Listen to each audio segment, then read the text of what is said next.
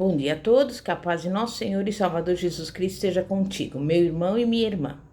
A mensagem de hoje tem como tema o segredo de multiplicar por 100 o poder da oração. E nós vamos abrir a palavra de Deus na carta de Paulo aos Romanos, capítulo 8. E eu vou ler do versículo 26 a 30, que diz assim: Do mesmo modo, também o Espírito nos ajuda na fraqueza, porque não sabemos o que havemos de pedir como convém. Mas o Espírito mesmo intercede por nós com gemidos inexprimíveis. E aquele que esquadrinha os corações sabe qual é a intenção do Espírito, que ele, segundo a vontade de Deus, intercede pelos santos. E sabemos que todas as coisas concorrem para o bem daqueles que amam a Deus, daqueles que são chamados segundo o seu propósito.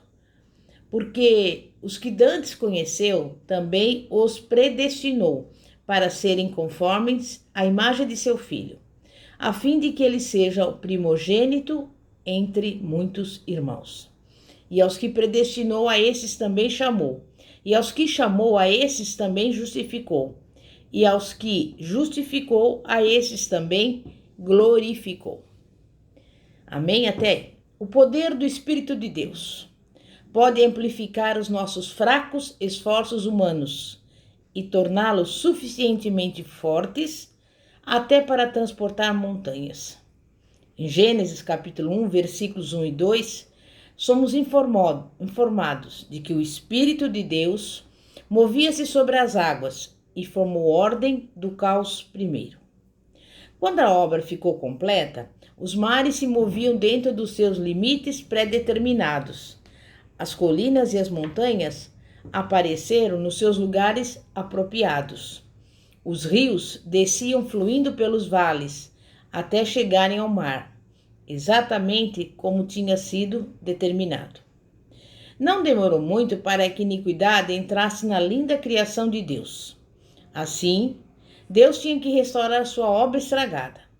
Com essa finalidade, estabeleceu a oração como meio de introduzir o seu espírito na obra da restauração. O papel vital que o Espírito de Deus desempenha na resposta à oração é mostrado claramente em todas as partes da Escritura. Está escrito, João 6,63. O Espírito é o que vivifica, a carne para nada aproveita. A maneira de deixarmos o Espírito de Deus atuar em nossa vida de oração é da máxima importância. Na vida de Cristo, o relacionamento entre as suas orações e a atuação do Espírito Santo ficam claramente manifestadas.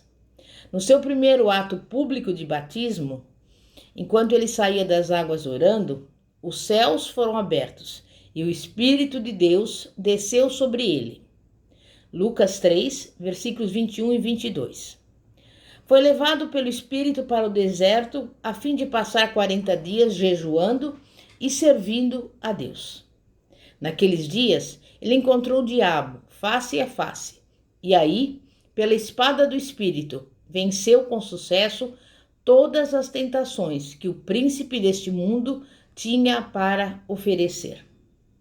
Voltando ao deserto, convocou os 12 discípulos para estarem com ele, e uma das suas primeiras lições era ensiná-los como orar.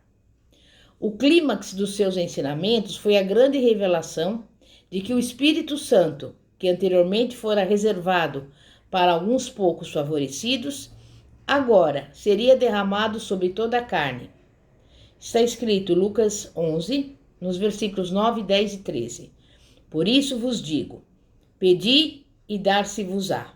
Buscai e achareis. Batei e abrir-se-vos-á. Pois todo o que pede, recebe. O que busca, encontra. E a quem bate, abrir-se-lhe-á.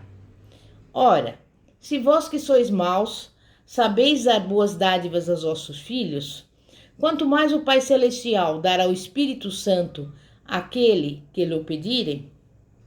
Em Efésios 6, do versículo 12 a 18, o apóstolo Paulo fala da milícia do cristão. Declara assim aos cristãos: porque a nossa luta não é contra o sangue e a carne, e sim contra os principados e potestades, contra as forças espirituais do mal nas regiões celestes. Efésios 6:12. Após listar a armadura espiritual para resistir ao inimigo, Paulo mostra como o cristão poderá levar adiante esta guerra, mediante a oração no Espírito. Com toda oração e súplica, em todo o tempo, no Espírito, e para isto, vigiando com toda perseverança e súplica por todos os santos. Efésios 6:18. A oração é uma guerra espiritual. Inimigos espirituais não vistos podem tomar posição contra nós. Sem uma vida de oração, estaremos à mercê desses poderes invisíveis. Os homens sem oração são levados por forças sinistras, das quais geralmente não têm consciência. Nossa luta é contra o inimigo real, que está constantemente procurando tirar proveito de qualquer brecha. Sendo assim, nos dias de Jó, quando os filhos de Deus vinham apresentar-se diante do Senhor, Satanás também veio entre eles. O diabo também apareceu. Seu propósito, é lógico, era causar problemas. A Bíblia nos dá algum vislumbre daquilo que ocorre na dimensão espiritual. Em Daniel 10, há um vislumbre das atividades do diabo em escala mundial.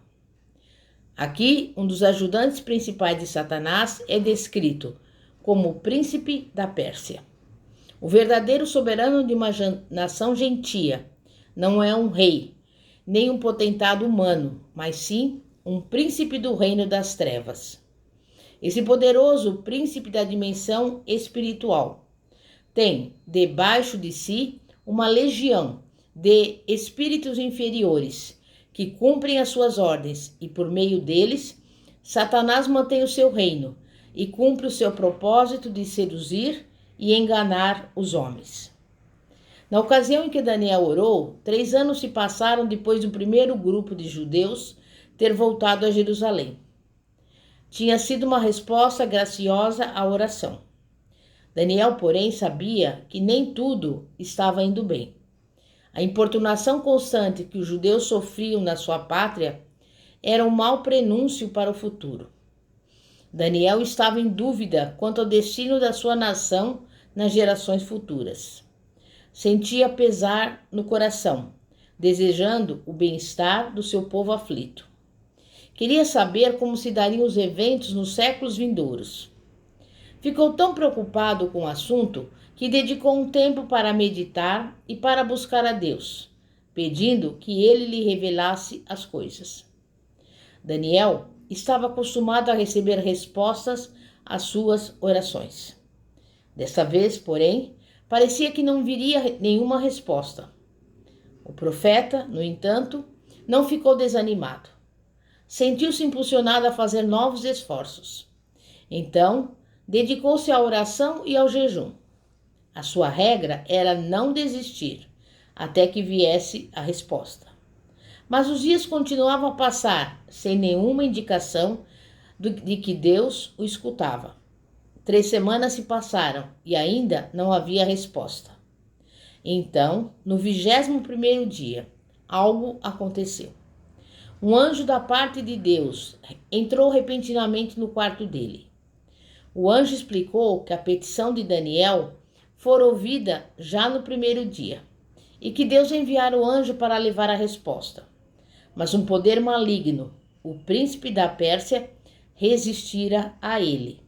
Daniel 10:12. O príncipe da Pérsia não deve ser considerado o soberano humano da Pérsia, que certamente não tinha poder para resistir a um anjo, mas sim um príncipe espiritual, sujeito a Satanás. Os príncipes humanos não são os verdadeiros governantes, mas sim as potestades invisíveis das trevas, que habitam os lugares celestiais, determinam os eventos no mundo gentil. Sempre, é lógico, dentro dos limites da permissão divina. Há príncipes subordinados sob o controle de Satanás, e eles, por sua vez, tem exército de demônios sob o seu comando. Todos operam visando a um só propósito, a saber, submeter todas as inteligências desse planeta ao controle deles. Os poderes espirituais nas regiões celestiais podem ser removidos somente através da guerra espiritual. O poder do príncipe da Pérsia é reconhecido no fato de que durante 3 semanas teve sucesso em impedir o anjo de chegar a Daniel. Somente quando Deus enviou reforços com o arcanjo Miguel, que os poderes das trevas foram finalmente forçados a ceder. Esse príncipe da Pérsia ressentia fortemente sua autoridade, sendo perturbada, e ressentiu com ferocidade a intrusão no seu domínio. Mesmo assim, Daniel continuou orando, e a sua oração ajudou a liberar o poder espiritual, que no fim derrotou os poderes das trevas. Mas o que teria acontecido se Daniel tivesse desistido? A fidelidade de Daniel na oração teve um efeito determinante no resultado da luta das regiões celestiais. Porque Daniel persistiu na oração, o príncipe da Pérsia foi derrotado. É importante lembrar que o poder para libertar os homens, o poder de curar os enfermos, o poder de livrar os homens da escravidão, vem de Jesus Cristo. Aqui está o segredo da autoridade do Novo Testamento. Tudo quanto temos nos advém mediante Cristo. Não há nenhuma salvação, nenhuma cura, nenhuma libertação, nenhum poder sobre Satanás, a não ser no nome de Jesus e mediante a autoridade do seu nome. Quando Jesus tinha ressuscitado dentre os mortos e subido ao Pai, os discípulos começaram a realizar as grandes obras que Deus lhes ordenara a fazer. Os fariseus ficaram sabendo daquilo que acontecia e se aproximaram de Pedro e João, imediatamente depois de terem curado o coxo ao lado da Porta Formosa. Ficaram atônitos com aquilo que viram e exigiram saber: com que poder ou em nome de quem fizestes istos? Atos 4:7.